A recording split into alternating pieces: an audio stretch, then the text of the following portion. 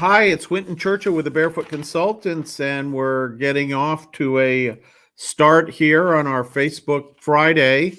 Today, we're going to be talking about some of the issues around using a photo in your profile picture. And, this is where there's a lot of misunderstanding. A lot of people think, first, I'll back up. For those of you that might be new with us, because we have people coming on here that are members of our program, and then we have people coming on that are just sort of random from Facebook, and of course everybody's welcome. And then we have a pretty large contingent. In fact, most of the people that watch this on Friday watch it not on Friday. They watch it some other day of the week on the playback. But we wanted to talk today about the mistakes that people make with their profiles, specifically around their photograph. And this is a common thing. We review a lot of profiles in our program because at different points people submit their profiles to us and we review them. And one of the interesting things that we see that's kind of a blind spot for most people is their photograph. And most people see their photograph requirement on these online networks as almost like setting up for a driver's license photo or a passport photo and that kind of thing. And it's very different than that. The photograph is the only sort of representation other than words that the person that's thinking about hiring you can see. And your whole humanity comes across in a photograph. And from time to time, we interview freelance buyers. And one of the most surprising thing when I first started doing this is I learned that freelance buyers, 50 to 60% of them will not hire somebody unless they're satisfied with their photograph, that they get a feeling from their photograph that this would be a good person to hire. And so over the years, we've done a number of different things to look at what are the things that people like in photographs and don't like in photographs and that kind of thing. And, this applies across all networks. So there's a couple things that you want to pay attention to as you photograph yourself. And the really good news now is that you can use cameras, iPhones, selfie cameras. And in many cases, you can get a good photograph from those, really an ideal photograph. And the one of the things that comes to mind is not to get too deep mentally into how the photograph looks. And for a lot of baby boomers, when we see a photograph, we may not like how we look, but we're hypercritical about it. This is You want to project the image of somebody, image being the photograph, of somebody who is friendly, somebody who's approachable. You don't want to have a smile that is over the top, sort of car salesperson kind of smile. You want to have a pleasant smile, but not something that's too much. But you do want to have generally a smile on your face, or just before the human face hits smile, it's in a configuration that is present. You certainly don't want to be frowning and that kind of thing. And so we're going to go through in just a couple minutes some of these details, but it'd be great to know on the line. Let's see, I'm seeing some comments. That's great. Greg from the Dominican Republic.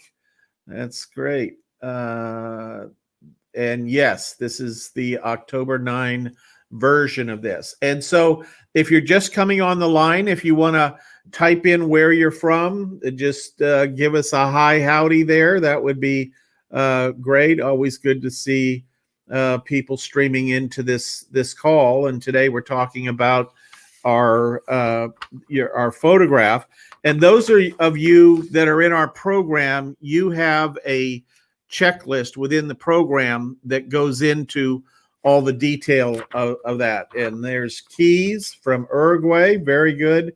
Keys, good to see you. That's nice. Excellent.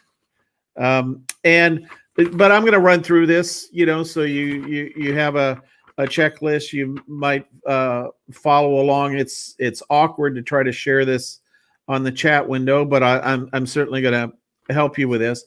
But just the idea of dealing with that emotional part of doing business online, and too many people kind of lose sight of this when they go to make their online profile. They get when we see profiles come in, sometimes it's somebody holding their dog, or they're in a picture with their arm around somebody, and you can see a big shock of hair, but the picture's obviously been cut. And that's not good enough. You really want to take a little bit more care with how you're putting your profile photograph together. The other thing that we see a lot is people standing in front of their car or standing in front of a tree, and we get a head to toe shot. A person standing up, there's, people feel like, well, in order to be a photograph, you have to be standing up and they have to see your whole body. And that's not the case. They just want to kind of see your face and maybe your shoulders up to about right here. And that's it. And there's Robert coming in from Roatan. How you doing, Robert? And Joanna from Anchorage, Alaska. All righty. So welcome. Glad to see you. There's Phil. Good to see you from Riverside. Great. Lots of folks coming in today. Very good. And so this idea of getting a photo, and really there's two things here. The tactic is getting a good photo. The overarching strategy is you want to have as many things in your profile that can appeal to the the right side of the brain, sort of the emotional side of the brain of that freelance buyer. That's why in some of our trainings we talk about using expressive language and action verbs and that kind of thing in the language of your profile. But certainly in the photograph, it's we want to have that other aspect to it. So important to do that. And they have done what they call heat map studies, and they'll take freelance buyers and they'll take a look at what they look at first when they open up a profile. And typically the very first thing they go to is that photograph of you. And if it's not conveying the right image of approachability and activity and interest and somebody that they would want to work with, they just kind of lose interest in that profile. And that's a very important thing to understand. And so I want to talk about a couple different things you can do. Of course, one is you can get your your iPhone or Android or whatever you've got, and you can do a selfie, and you can hold that up and take a picture. It turns out that when you do that, sometimes it will, your arm extending out kind of gives a weird twist to your body. So it diminishes from that I'm here and I want to talk to you and let's do things, and that vibe is somehow altered by that. But some people have long enough arms to hold it up there and do it. And certainly these cameras today are fabulous. They do a lot of color correction and removal of shade and all that kind of stuff. And so even if you don't take it, having somebody else take it with your camera, obviously, is a great way to get that face shot, because it's just going to be, let me see if I can get this, your face. It's just going to be a little cube around your face. And these photographs tend to be relatively small. On the screen, they tend to be about the size of a nickel. They're not that big. But even in something that small, the person seeing that gets a vibe. So first step is selfie. The second one, which is a little bit better option, is to have somebody else use your iPhone and then do that. And then the next one would be potentially to go to a professional photographer. And I know, we've worked with people in our program, and they're sensitive about this topic, and they just don't like the way they look, and they don't want to put their picture up there, and they feel like they're going to get age discrimination and all that kind of stuff. And so that is the other option, is go to a professional photographer, and you can find in your local community there are professional photographers that, depending upon what you're doing, usually if they have a walk-in studio, that's the best one to go to, because they're taking pictures of people all day. And then just go in there and, dressed in your, what we would call business casual, would be professional. And I see Greg has a question about whether it's a man wears a dress shirt and tie. Our experience is that you don't want to wear a dress shirt and you don't want to wear a tie. You want to be business casual, because freelance buyers are looking for somebody they can relate to, somebody they can communicate with. This is a question we get a lot about, well, I've got a photo on LinkedIn. Can I use that?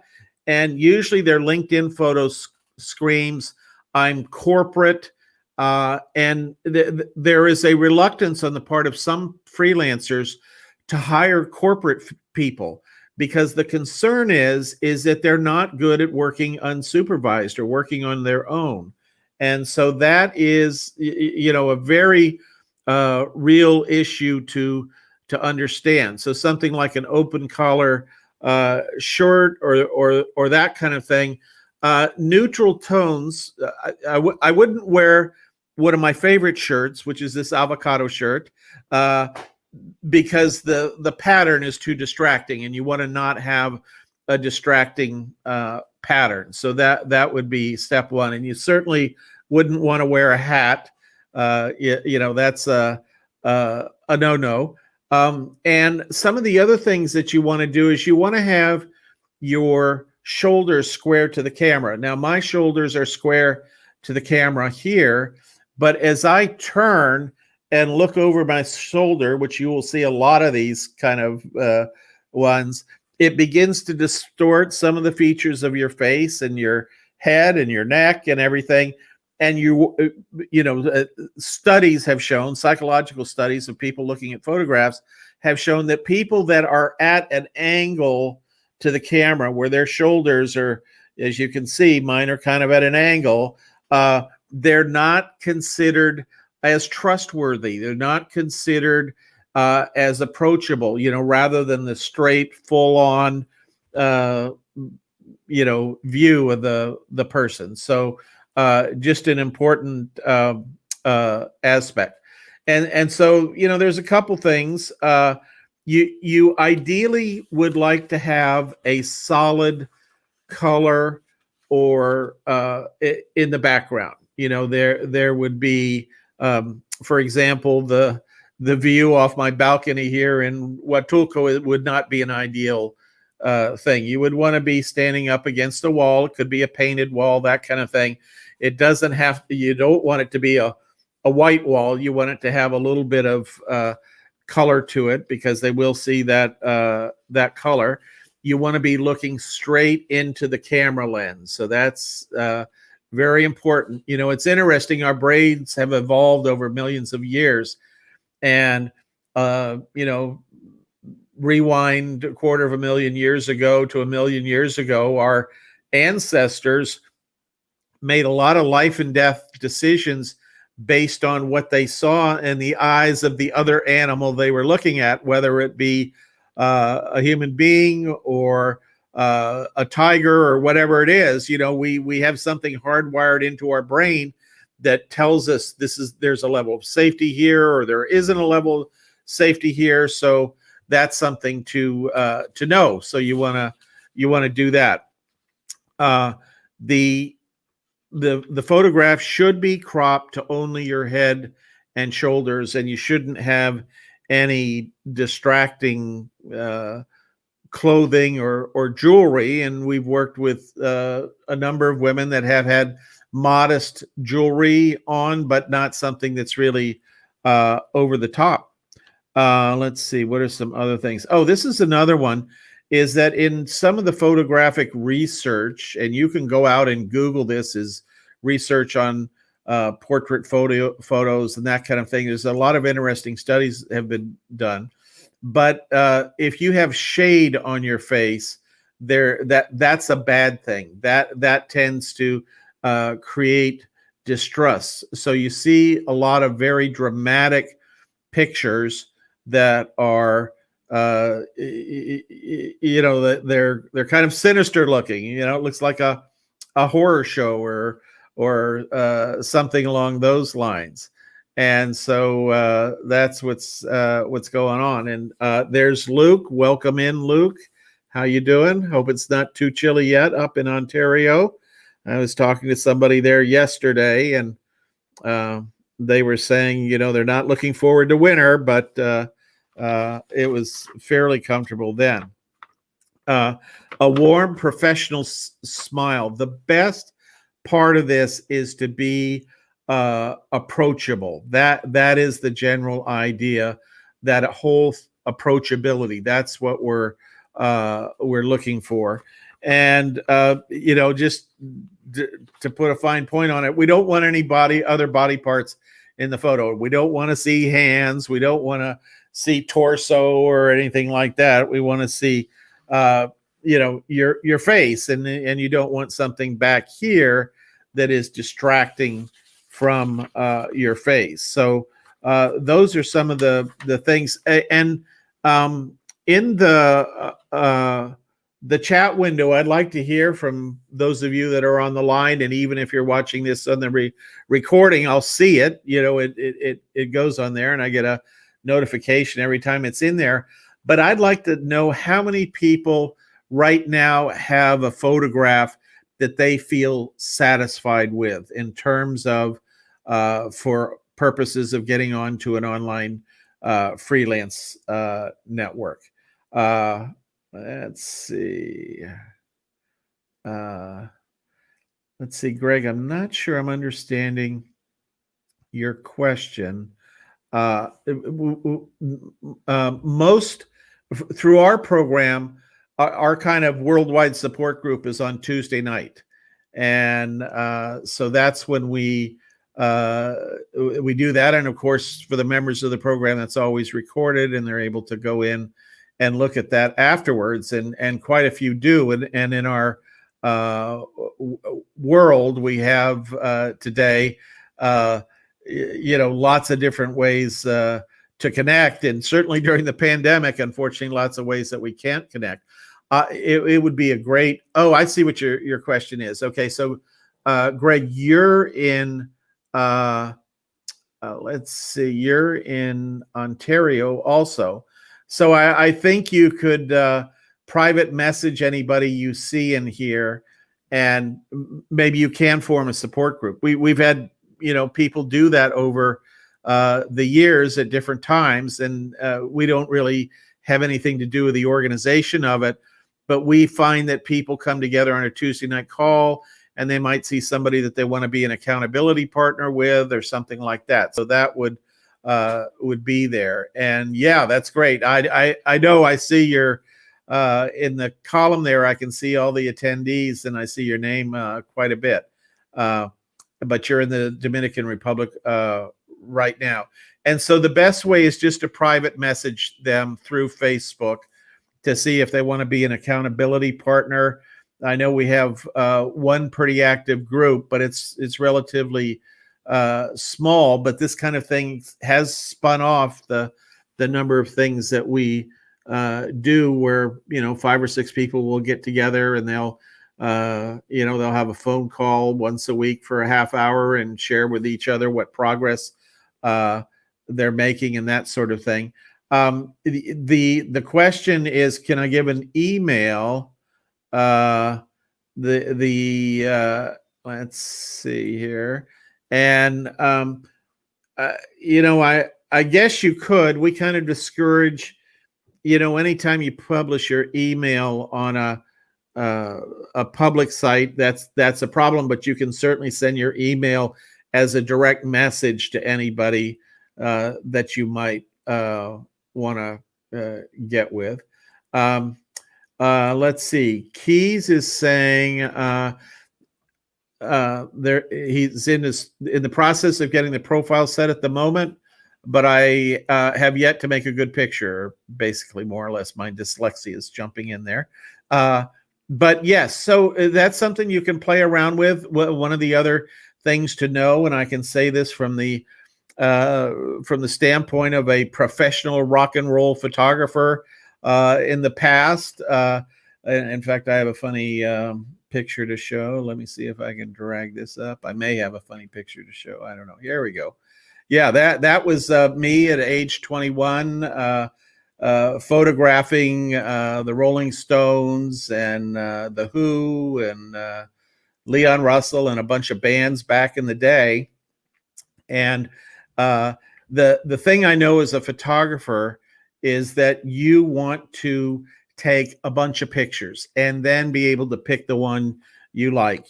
Take 2 dozen, 3 dozen, that kind of thing, and then look at all of them and find the one that you really like, where you have that right bit of approachability and that sort of thing. And Keys, thanks for that. Yes, and that's the way we like to do these. Phil is saying, yeah, my current photo is not bad. I may redo it in more business casual. That's a good idea.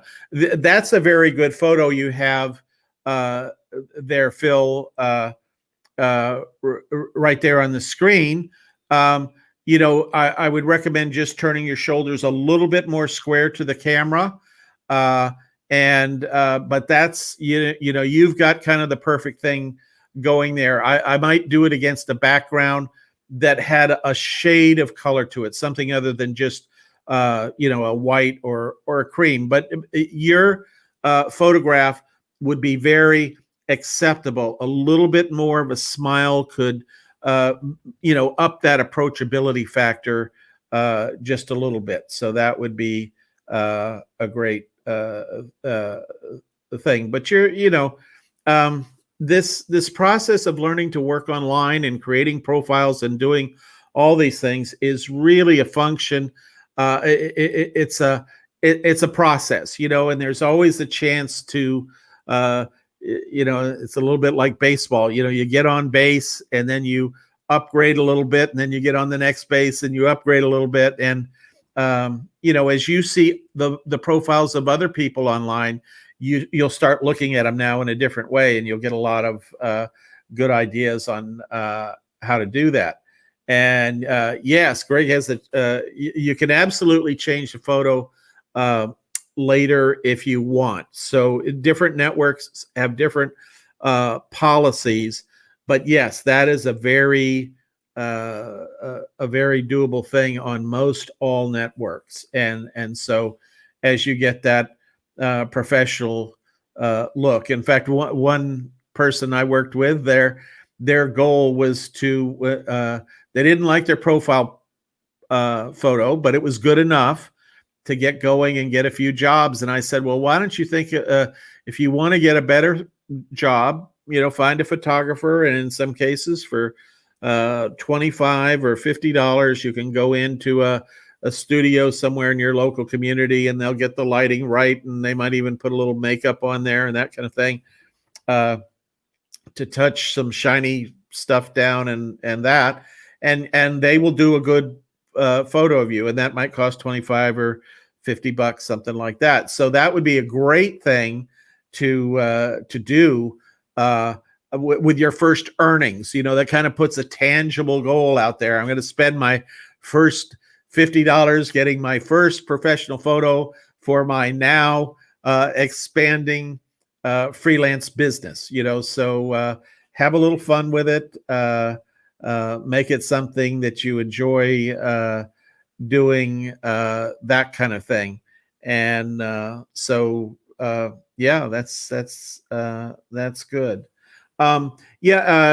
Greg has a question. Can I give my phone number again? This is something privacy wise. We just live in a world today where most of the time it's not a problem. But again, you typically want to do that by direct message to the person rather than post it here, because it's interesting.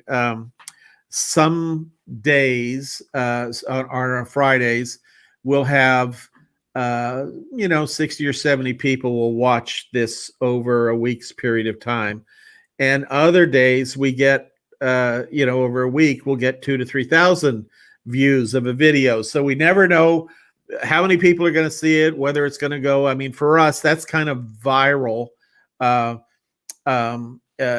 for us when we get a few thousand views, and so you don't want your number to be out there where others can see it.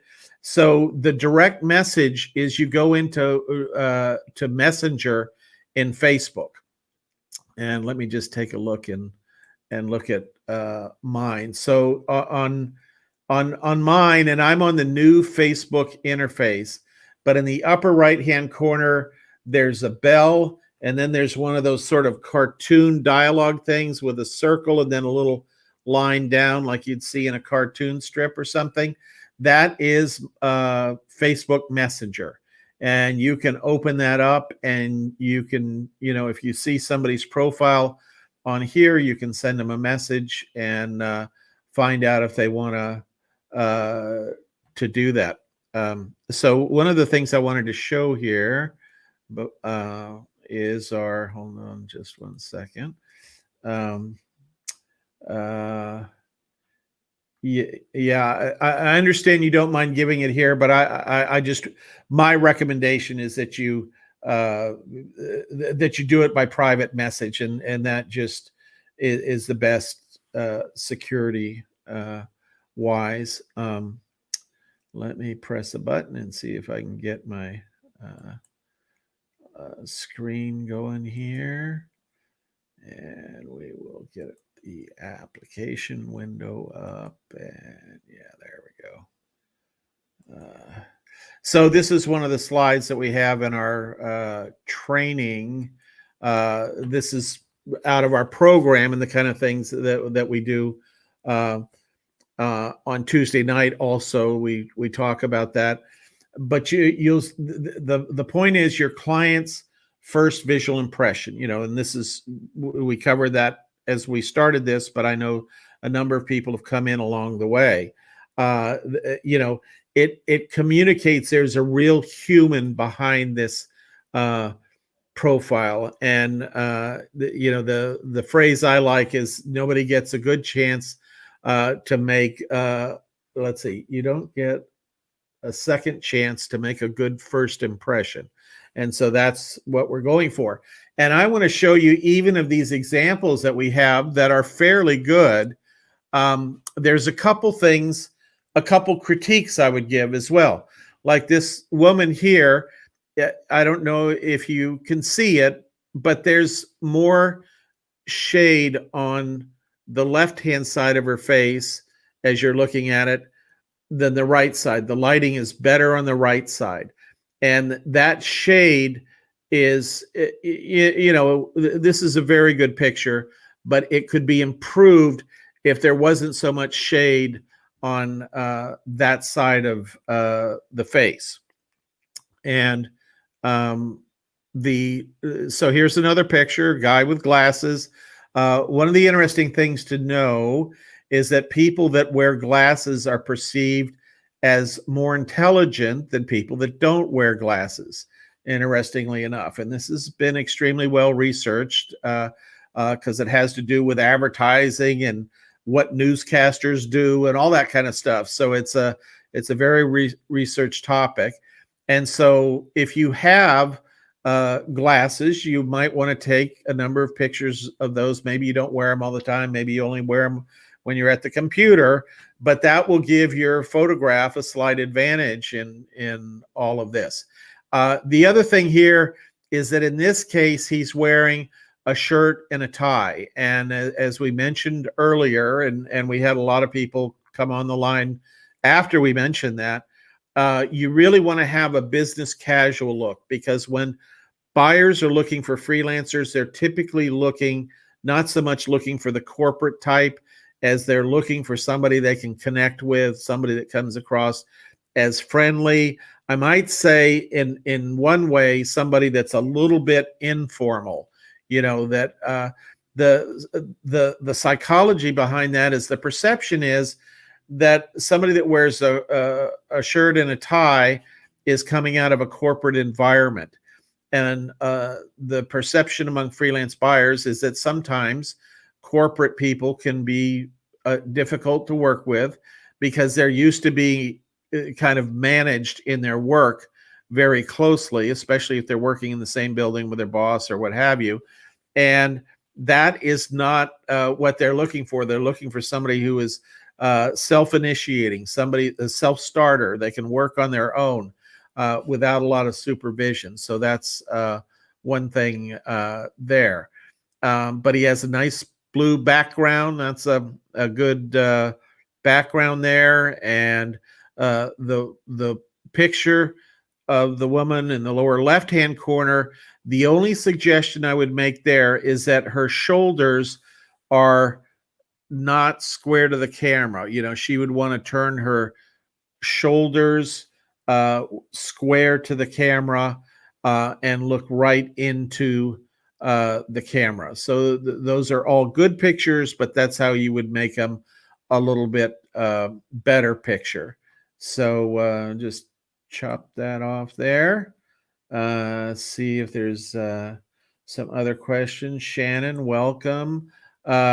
Yes, you're right. Shaded lighting slims the face compared to flat front lighting. That is true, and it looks like you're a photographer there. And yes, as you, I have a little freelance story that I'll share. Photographer to photographer.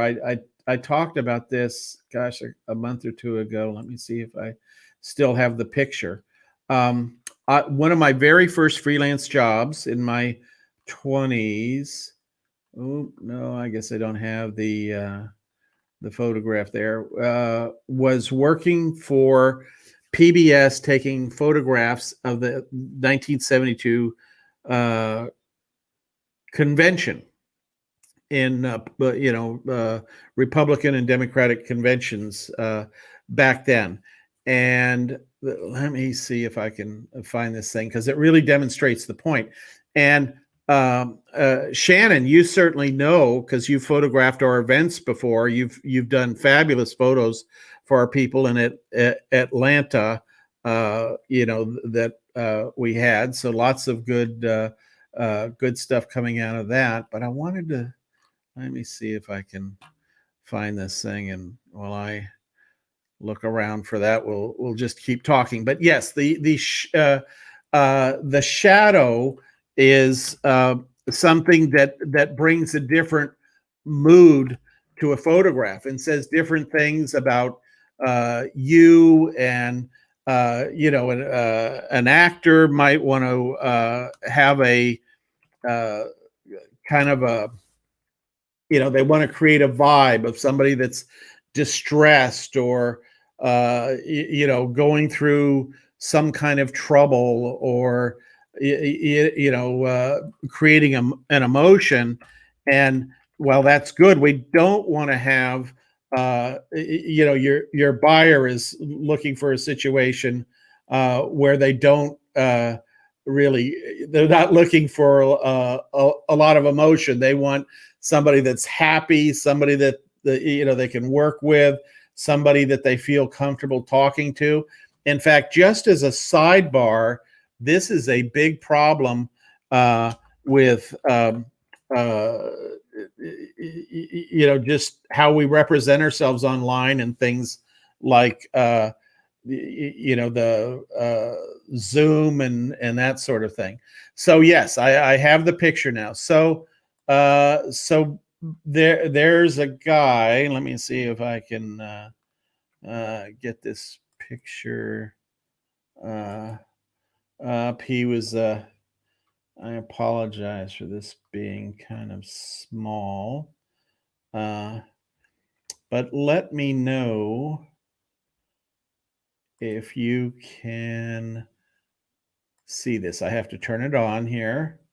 Take just a second. Share screen. There we go.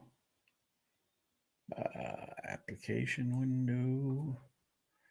Chrome tab is what we're looking for here. I think this will do it. Okay, so that's kind of a small picture. I apologize. This is the guy that I was taking pictures of, and he was in government service before the conventions in 72, and then went to work for PBS. Does anybody recognize who that is? If you could put a put a little guess maybe in the thing there to see who it is.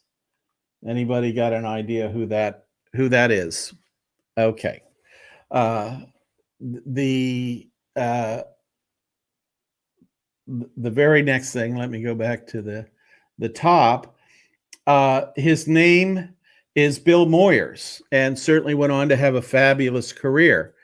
And when I was asked to take the photograph, they said, well, we want to get, sort of the standard photograph of a news broadcaster, in front of the set, big teethy grin, full front on face lighting. But this was the first time, if you can imagine this, that PBS was covering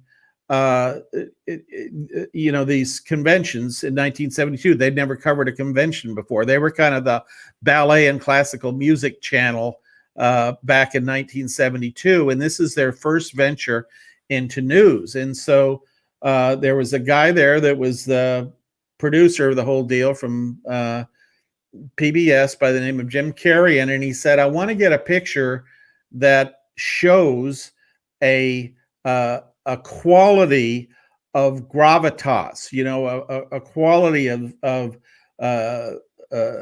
sincereness and a person of understanding. And so the first picture I took looked something like this, and then this is the picture that I took, and of course using shade and a black background. We took this right on the set and just turned off certain lights and that kind of thing to give him that look of gravitas. This is a professional news person, and you can remember in these days, people tuning into PBS, they were seeing who's the guy that's the painter that was always painting things and ballets and all that kind of stuff. So they had a brand change to go through, and so kind of an interesting time in my life, and very interesting, one of my very first freelance assignments there. So let me get back to our deal here. 1 second. Oop. There we go. Pop this over here. So yeah, head of the CIA. Yeah. No, he was a very interesting guy, very friendly, very nice dentures. Yes. Very friendly, but just interesting how you can use light and bring light into the situation and tell a story of one kind or another. And the story that you want to tell as a freelancer now is the story of you being there, of you being competent, of you being ready to go to work for that person and do a good job and communicate and be friendly with them and that sort of thing. And so that's yes. And Greg, that's an important thing. It's important to give it a shot. The world of freelancing is one where you just work to get you just try something, and it may not work quite right, and you can always adjust it. That's the important thing to know. As we were growing up, those of us that are baby boomers, there were tons of times, our whole education was built around get it right, get it right, get it right, and get that 100% if you could. And not everybody gets 100%, but they're very good, and they're good at different things and that sort of thing. And that's what's great about freelancing. And yes, it is kind of in the spirit of, go for it if you have nothing to lose. I remember, because I first was a freelancer as a photographer, it was very expensive to get started, and it was expensive to advertise your business. And, compared to what it is today, you can just set up a website and you're kind of in business. And that's it is all about winning, and it's making adjustments and moving forward, and not letting that voice in the back of your head jump in there and prevent you from doing something. So just to recap, because I know we got some folks that, and I agree with Greg, that doing weddings is really risky. I did one wedding when I was about 20, and decided I never wanted to do one again. They're incredible pressure to get the right shot. And then when you go back and look at your negatives, invariably you have a group shot and you've got 2 or 3 people have their eyes closed or mouth open or whatever it is. Yes, very, very true. And so if you found any of this helpful, I'd appreciate if you would hit your like button there, and that helps other people see this information. We're on a mission to stamp out bad profile photographs on networks. The more networks we see with people that like each other and get along, the more productive these networks are. The more freelance buyers appreciate going on to these networks. So lots of good things to do by up-leveling the quality of your photographs. So that's very very helpful, something you want to encourage folks to do. All righty. Are there other questions? Been talking a lot here. Had a lot of good chat in the chat window here. Really appreciate that. It's been especially busy today, so appreciate all that. And happy to take any questions that anybody might have. And also, is there anything in particular that you'd like to see on our Facebook Friday live? There's a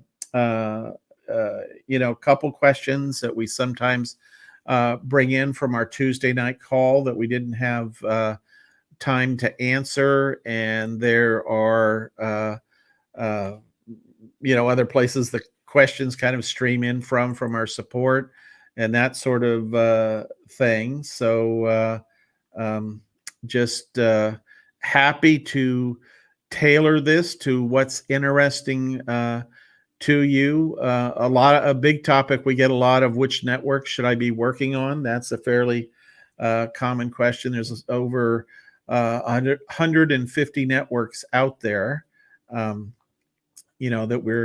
we're seeing all the time, and that's it just means this world of freelancing is going to continue to change and evolve, which is a very very good thing, obviously, but something that requires a fairly continuous refresh. We used to live in a world where you could, you finished college and you had your degree and you were ready to go, and you could plug into a career and ride that career out. And, that era ended, I want to say about 30 years ago, probably, when this whole idea of continuous adult education came along.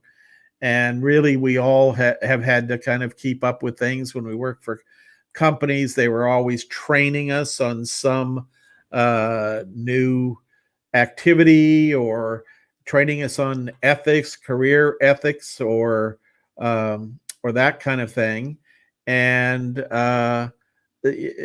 just a lot of different ongoing education about the way the world works. And just about the time that we thought we had that down pretty good, all of a sudden now we're steeped in a pandemic that is showing us lots of interesting new ways to do things, and it's been tragic for some, and a burden on us all, staying locked up and inside and not seeing family members and that kind of thing. But it is giving us an opportunity to rethink things, and this is one of the big reasons I see so much new opportunity in the world of freelancing coming now as we go forward. We have, every business is basically going to have to change the way that they do things, and they're going to have to redo their procedures and policies and how they deal with customers, what they do with walk-in locations, what they do with social distancing, because that's certainly going to be with us for a while. So this is a very fertile ground now going forward for companies to bring in freelancers to do things, and we're certainly seeing a lot of that kind of talk, I guess you might say, among freelancers and companies when they're interviewed about how they intend to use freelancers going forward. So lots of stuff coming along there, and so we're going to see a very different landscape, very different flexibility, very much different in terms of flexibility. Companies that felt like they only could have employees and they couldn't let people work remotely from home and that kind of thing are going to, they've had to change. For time there, everybody was working at home. And now they're looking, do I need all this office space? I just read an article talking about this. Companies were forced to, for at least 3 months there, not send anybody into the office. And they, it was fitful at first, but they figured out how to work online. And pieces of that operation got going pretty good. And of course, some pieces of the operation had a lot of problems. And so when they go back, they're saying, do we need these 10,000 square feet of office or 20,000 square feet of office? They're saying maybe we need half. Maybe half our people work from home. They like it better. We like it better. Work got done. It was a great situation. And then the world changes. And they said, if we've got employees working at home, we probably could have freelancers also working for home. And then those businesses now have the ability to plug in freelancers when they have peak demands or a special project, and then unplug the freelancer until they have a need for that freelancer again. And that's one of the things we focus on in our program, is how to cultivate that business, that activity that you're able to do online on a repeat basis, because that's really what brings a lot of sanity to your world as a freelancer. I have worked with people that have come through our program, and they like to go onto the various systems and bid on new jobs every day and look for new clients and that kind of thing. But that gets old after a while. What you really want to do as a freelancer to bring sanity to your day is have 3 to 6 clients that you're working with on a regular basis, that are giving you a certain number of jobs every few weeks or every month or over a period of months. And those are the kind of clients that do the most for the freelancer, of bringing that freedom to your lifestyle and letting you have complete control over your schedule, but also having that human part of being able to work for somebody. I mean, we've all had the experience of working with a great boss. I remember one of my very early bosses, gosh, going back 35 years ago, was just a wonderful person to work for. Every time I had the opportunity to be in their presence and learn from them, it was just a joy. And then we've all probably had the other experience where you had somebody who was not all of those things and couldn't wait to get out of that. And it's super that freelancing now is making such strides, particularly because of the pandemic. Just saying, there's just going to be a whole lot of stuff out there as businesses put themselves together in different ways. They have to reinvent a lot of how they do business, and that means marketing materials, that means policies and procedures, that means customer service and online training. You're just going to see an awful lot of that kind of activity as we emerge from the pandemic situation. And who would have thought? I was talking to a friend just the other day and said, who would have thought? I mean, I can remember I was on a trip to Los Angeles and got caught in Dallas. I thought I was on a 2-week business trip, and I've been in Dallas for 6 months. And who would have thought? And in some respects, it seems like a long time, but in other respects, it seems like it happened yesterday. And now things have kind of settled down, and I'm in a routine, and my lights work, and my green screen works, and my camera works, and I can do this pretty much from anywhere in the world that I want to be. And that is a real freedom. And I have friends that have worked in corporate America, and their work, a lot of it depended on them being able to travel and also go into an office and that kind of thing, and go out and see clients in their offices. And that's been really devastated. Fortunately, most organizations have been able to shift, and I guess you would call it a pivot, and do a great job of getting into that new world of productivity with that kind of thing. So it's very much a new opportunity. And once we get past the tragedy of it, and those that have lost loved ones and that kind of thing, I mean, it's rough. We just keep moving forward, keep doing our best to make it better. We can't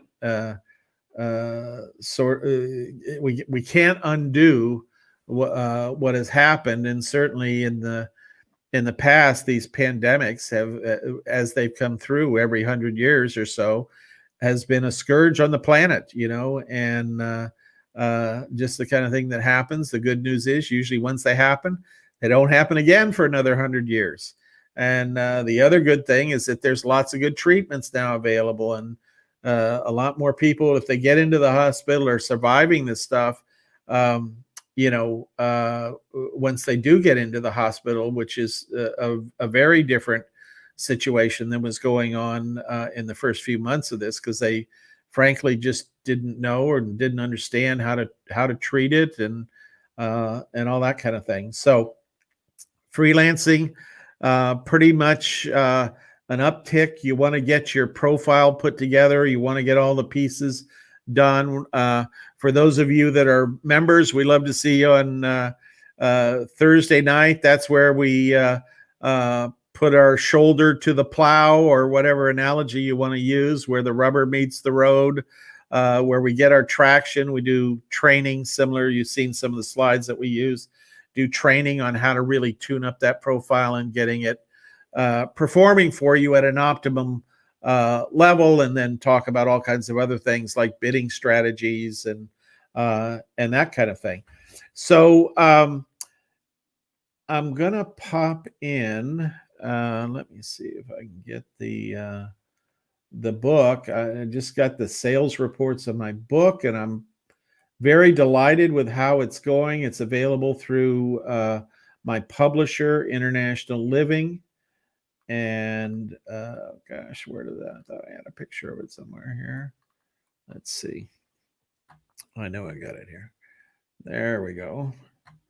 So I want to go back to that, share the screen, share the application window. There you go. And I'll pop into the chat window the link for the book. Let's see. I guess I have to press that. Oh. Oops. Yeah. There we go. And you can click on that link and read all about the book. And with that, we'll bring this to a close. I appreciate everybody participating today. Lots of good questions and comments. And again, be sure and like us on your way out if you have benefited from anything you've heard today. And we look forward to seeing you next Friday. And we'll see our members on Tuesday night in our freelance call. So have a good one. Take care.